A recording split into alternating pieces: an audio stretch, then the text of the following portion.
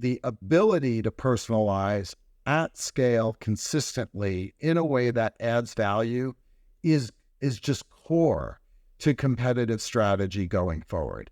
AI makes that happen. Hey everybody, welcome back to the Modern Customer Podcast. I'm your host, Blake Morgan. My next guest is David Edelman. David has his own advisory services company called Edelman Advisory Services. He is a senior lecturer at Harvard Business School and former CMO of Aetna. He has authored a new book called Personalized Customer Strategy in the Age of AI, which is coming out this October with Harvard Business Review Press. Today, we are talking about all things AI and customer experience. We're talking about the role of marketing and the CMO in driving customer experience, and we're sharing success stories of AI and customer experience done right. Please enjoy Dave Edelman. David, welcome to the Modern Customer Podcast. Where are you calling us in from today? I am in Cambridge, Massachusetts. Ah, beautiful. Well, it is so pretty over there. And I'm so lucky to have you on the show because I was just chatting with you that your new book was already #1 for the customer relations category on Kindle. And it's like not even out yet. So totally stoked that you're here. Yeah, you just made my day, Blake. I actually didn't know that. So that's terrific news. I should have screenshotted it, but I'm sure Yeah. it'll be #1 again if it isn't already. But I mean, that just goes to show you how interested people are in this topic, and you are in a great position to be teaching about it. For those that don't know you, David, I mean, you are out there super influential, over 1 million LinkedIn followers doing the good work. How did you get into this thought leadership game? Sure. So actually, thought leadership and personalization started together for me back in 1989, before the internet. I was Yeah. one consultant at the Boston Consulting Group, and I had 3 client projects in a row, coincidentally, that were all about trying to use customer information that was becoming available. It was a new asset, and they were trying to figure out for marketing, for customer experience, for loyalty programs, how to use that data. And so I thought there was something there and coined the term segment of one marketing, started writing about it, and that accelerated my career. Started getting more companies interested in the topic. Then, of course, the internet happened. And new capabilities ranging from data management, analytics tools, content management, all of that gradually started becoming more and more available. And I always just felt like writing and speaking was just a part of spreading the word and, frankly, marketing myself as well. In marketing, you got to market yourself. So between BCG, then helping to start Digitas, then I joined McKinsey and led their digital marketing practice. And then as CMO of Aetna, I've always had this ongoing thread of helping companies take advantage of the capabilities towards personalization. And now that I'm doing independent consulting work, I also have been doing some teaching at the Harvard Business School. It's now possible to do personalization at scale. So it seemed like the right time to focus on getting a book out. Let's just start really granular. What is a great personalized experience in your eyes? Yeah, sure. So this is actually before generative AI. So before COVID, I was living in Lexington, Massachusetts, and the town offered an incentive for people to put solar panels on their homes. Mm-hmm. And that launched an avalanche of marketing to every house in Lexington, and all kinds of claims, 40% off. But 40% off what? Off the panels, the installation. What you really want is use solar for your power. That's really what you want. So one piece of mail, a physical piece of mail, came and said, we've done the analysis, and your home, and it had our address, can achieve over 20% savings in your annual energy bill by working with us. And the company was called Sungevity. I Yeah. opened the piece of mail. They had a personalized URL that had our address in it. I typed the URL into my browser, and saw a picture of my home from above on Google Earth with solar panels superimposed on my roof. And then the right rail calculated how much energy those solar panels would generate given my longitude and latitude, east-west orientation, even tree cover. So it calculated how much energy, and then it went to Zillow to get the square footage of my home to estimate how much energy on average I would use over the course of the year. So they had Yeah, the so numerator smart. and the denominator. And it came out to 21.3%, which they guaranteed. And then I clicked, they said, click here to talk to a salesperson. I clicked, I immediately got into a discussion with the young man who knew who I was, greeted me, Mr. Edelman, knew right away, I'm here to tell you how Sungevity can save you over 20% on your energy bill. And from there, everything was personalized all the way through, including then I downloaded an app to guide through the installation. When a squirrel ate one of the wires, it informed Yeah. me, manage it. And so this is solar panels. And, those are technically a commodity, but it was a completely personalized experience. And they got me. The economics worked, and I didn't even look at a competitor. Well, the question we're all wondering is after you installed them, were they right? Did you save 20% on your energy bill? Yes, I did. And the 1 year when I didn't, they gave me a refund back of part of my Amazing. leasing payment to make up the difference. That's awesome. I love that. It's so fun doing this job because the best Yeah. stories often just come from our own experiences because we're all customers. We know what it feels like. Let's talk about your book, Personalized Customer Strategy in the Age of AI. I mean, when people interview you about AI, which I'm sure they do all the time, Yeah. it's such a broad topic. I mean, what are the ways you make it tangible for people? Like, how do you break it down?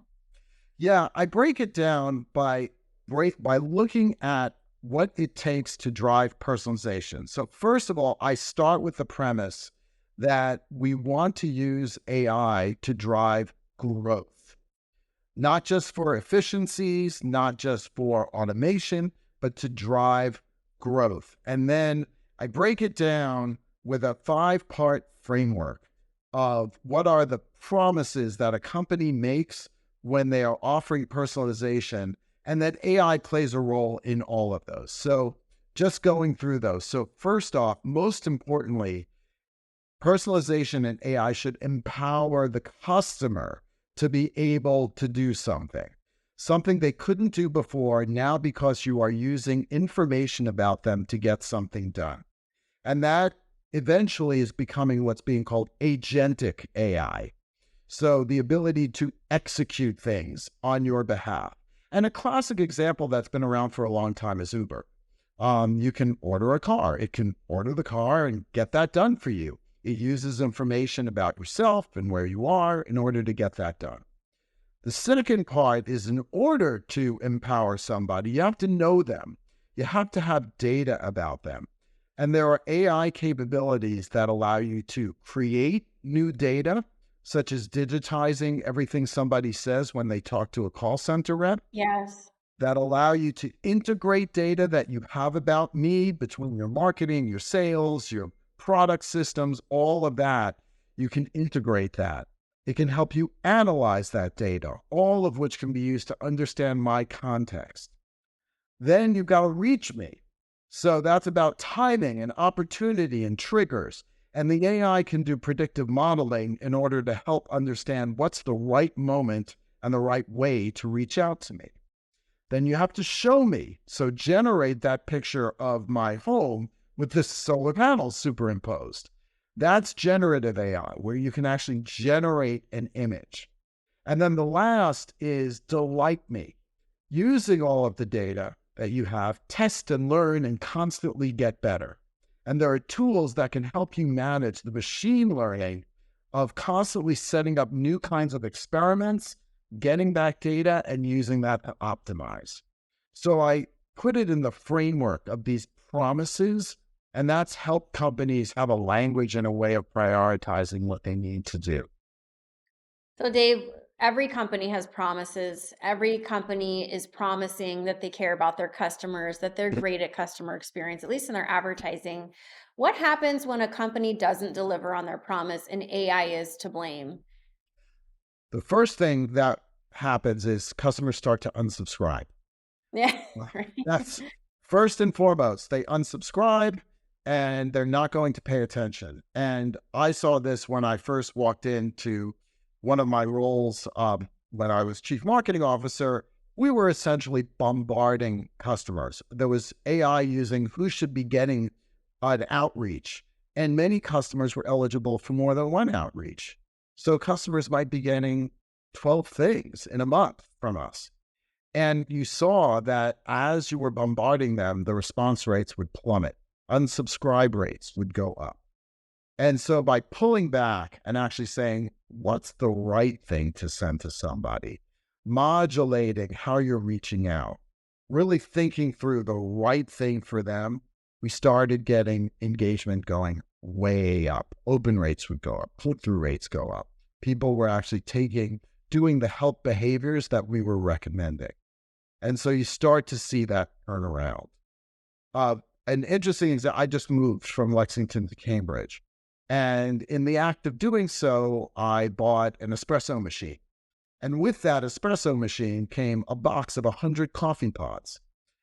Within 2 days, the company was bombarding me with more offers to buy more coffee pods.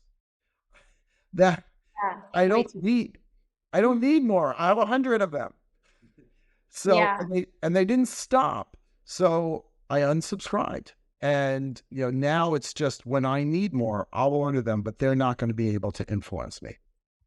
I always wonder, as on the receiving end of so much of this, I mean, anytime you buy any piece of clothing from any retailer, they automatically add you to the email list. I always wonder, like, what these marketing conversations are like inside of these companies. Is it just, let's just hit them as much as we can till we make our numbers? I don't, I just would love to be a fly on the wall. Yeah, I've worked with a number of companies who realize they are in this state, and so much of it is inertia. It's just the momentum of the programs of people in roles that are just doing the engine that they've been doing. And unfortunately, now they're using AI as a tactic to do more of that faster, to generate more variations that they can test, to find more customers that they can bombard. And so, unfortunately, the tactic is just making it worse because people are not stepping back and rethinking it. So what I've done in a lot of my work is try to get a cell of customers isolated. Let's just do a pilot where we pull back and we start thinking much more strategically about what we want to do with those customers. How do we want to work with them? How we want to show that we know them and we can help them. And you start to see that group gets more engaged, the lifetime profitability goes up, and you start to take that and move that across the whole base. But you've got to hit the brakes and figure out a pilot at least where you can operate differently. Dave, you've been a CMO many times, and often I get asked this question. I want to ask you, when we think about marketing, what is the role of marketing with customer experience today? The role of marketing is to bring in the insights about who needs what and how to drive a deeper relationship with customers that can create a better experience and about growth. Marketing is about influencing behavior to drive growth. That's my definition of marketing, is influencing behavior to drive growth.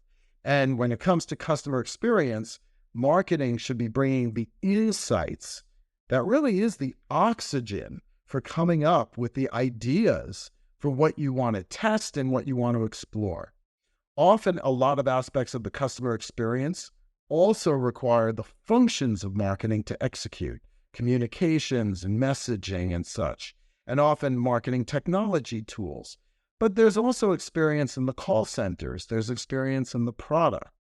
And marketing really should be the convener who's bringing together the company to drive the customer experience based on the insights of what's it going to take to get them more engaged. I love that. I think that marketing, it's interesting watching the role change, especially with the contact center as we think about customer service. Have you seen any great examples of companies, like you mentioned Sungevity earlier, where you see the CMO really driving the customer service insights and the contact center insights?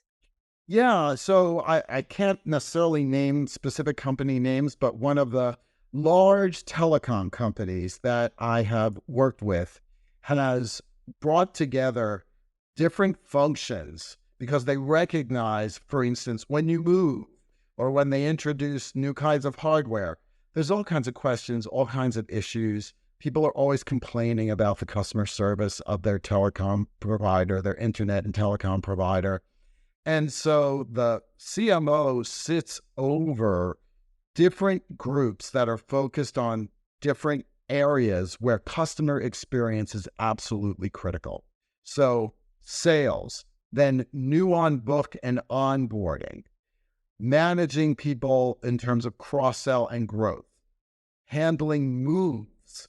Each of those has a cross-functional team that's looking at data, that's trying new improvements, that's constantly in an agile fashion, testing and learning and improving.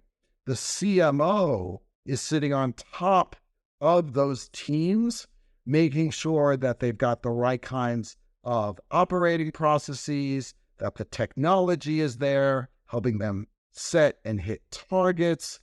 And the CMO is the one who goes into the executive leadership team talking about the progress that they're making and engaging the rest of the C-suite in what has to happen to keep on moving forward. So it's really the CMO's responsibility to drive that agenda, and the CEO has given the CMO that charter. What do you think is the future of customer service in the age of AI? Like, do we still even need people? Yes, I do believe we still need people, and there will always be degrees of complexity where you're going to need to talk to somebody to help understand fully your context and the issues that you have. Now, that person may have an AI co-pilot that's helping them figure out which of the systems they need to go. What's the diagnosis here? What's really going on? How do we fix it? The AI systems may help them execute something as an agent to help them get something done that requires touching multiple systems. So I think for a lot of areas, we are still going to need customer service people, but they are going to be held to a higher standard in terms of being problem solvers, and they'll have more and more AI capability underneath them. And I think this is going to be especially true, by the way, in B2B. We haven't talked about that as much, but customer experience in B2B requires a lot more understanding of the complexities of an account, and bringing that information to a rep who is customer success rep is going to be critical to help them manage what a client actually thinks are their issues and what their opportunities are. So I definitely think people are still going to be in the loop, but they'll be enabled by new capabilities. So, Dave, in the book, I'm sure you do have examples of B2B and what that might look like. Tell us an example of what AI and personalization looks like for a salesperson in a B2B scenario. Yeah, sure. In the book, we talk about Cisco, the telecom equipment company. They also have WebEx. They had hundreds of Yeah. projects, an incredible complexity. So think about, you're the salesperson who's handling an account and probably handling multiple accounts. And which products are relevant for which customers? How are your customers using those products? Are there opportunities to upsell, cross-sell? If they have problems, do you understand how to deal with that? You need an incredible amount of context. And so Cisco has built an engine that pulls from a number of different data sources in terms of product usage, the CRM database, all of the files of the contracts with somebody. It also, though, adds things like social media feeds about the company to understand what's being said. Are there things coming up in terms of them opening new offices, new divisions, buying a company? So you get all of this coming in, and then it's hooked up to the content management system. So it can actually help a salesperson every day get a list of priorities of things the salesperson should do with a customer, with links to content that they should consider sending or that actions that they should take. And then as the salesperson does things, that feeds back into the system. Marketing is right there alongside them. So that's another thing, thinking about what are the kinds of content supports we need? How do we think about customer segmentation? Different customers may need different things.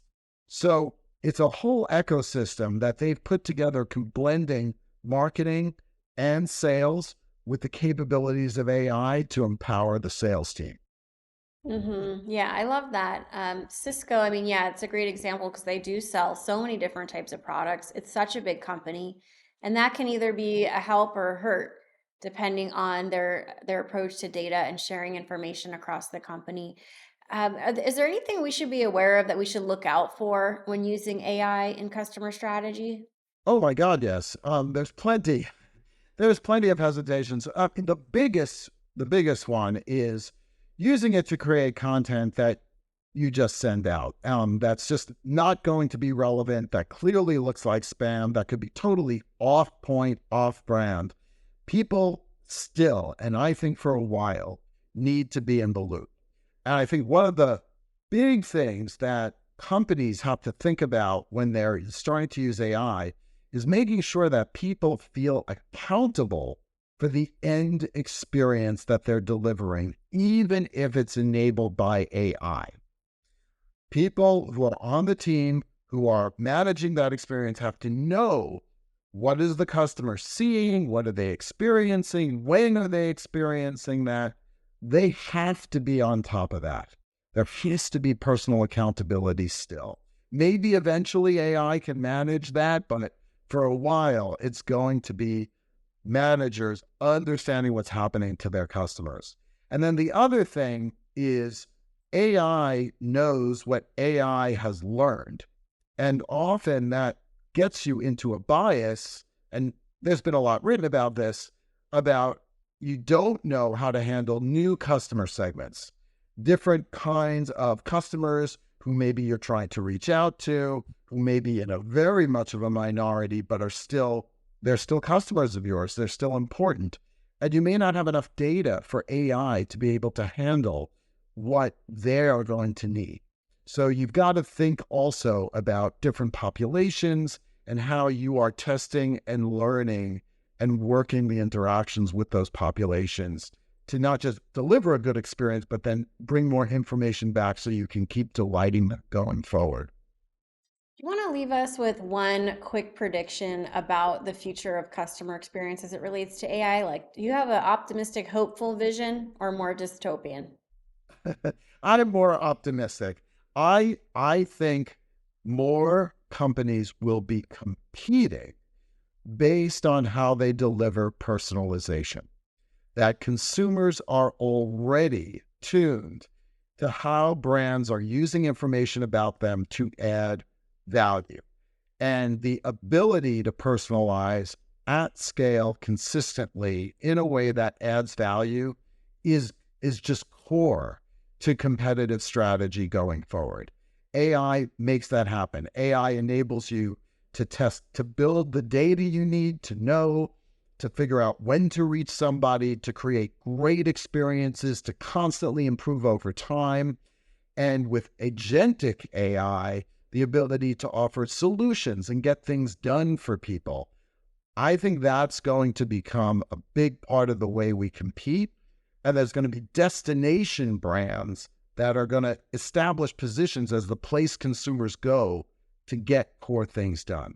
So I think it's a competitive requirement. It's a C-suite issue. It's a board issue. And got to start thinking about how you're building the platforms to make that happen. I like that. You call it a destination company. You Yes. got to trademark that. That's good. Let's get to know you a little bit better on a personal level. Do you want to take some rapid fire questions now? Yeah, sure. Let's go for Have it.